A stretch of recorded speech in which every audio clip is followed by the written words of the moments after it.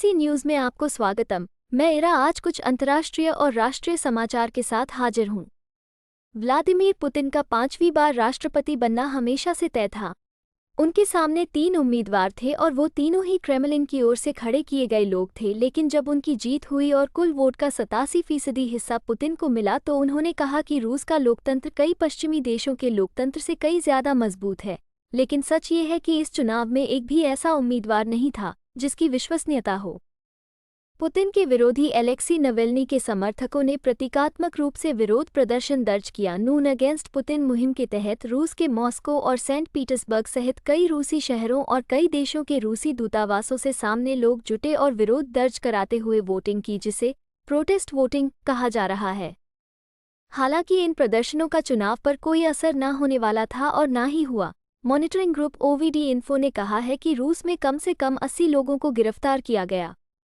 शुक्रवार को कुछ पोलिंग बूथ पर हमले की खबरें भी सामने आईं।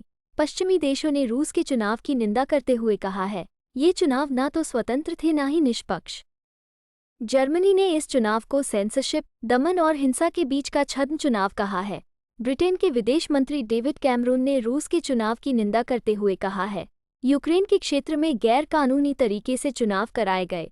यूक्रेन के राष्ट्रपति वोलोदिमीर ज़ेलेंस्की ने कहा, पुतिन को जिस प्रतिशत में वोट मिले हैं उसका वास्तविकता से कोई ताल्लुक नहीं है। रूसी राष्ट्रपति व्लादिमीर पुतिन ने सोमवार को पश्चिमी देशों को चेतावनी देते हुए कहा कि रूस और अमेरिका के नेतृत्व वाले नाटो सैन्य गठबंधन के बीच सीधा संघर्ष दुनिया को तीसरे विश्व युद्ध के करीब ले आएगा। यूक्रेन में संघर्ष ने 1962 के क्यूबा मिसाइल संकट के बाद पश्चिम के साथ मॉस्को के संबंधों में सबसे महत्वपूर्ण संकट पैदा कर दिया है। हमारे चैनल को देखने के लिए बहुत बहुत धन्यवाद। अधिक समाचार अपडेट के लिए हमें ट्यून करते रहें। फेसबुक और यूट्यूब पर हमारे चैनल को सब्सक्राइब करें।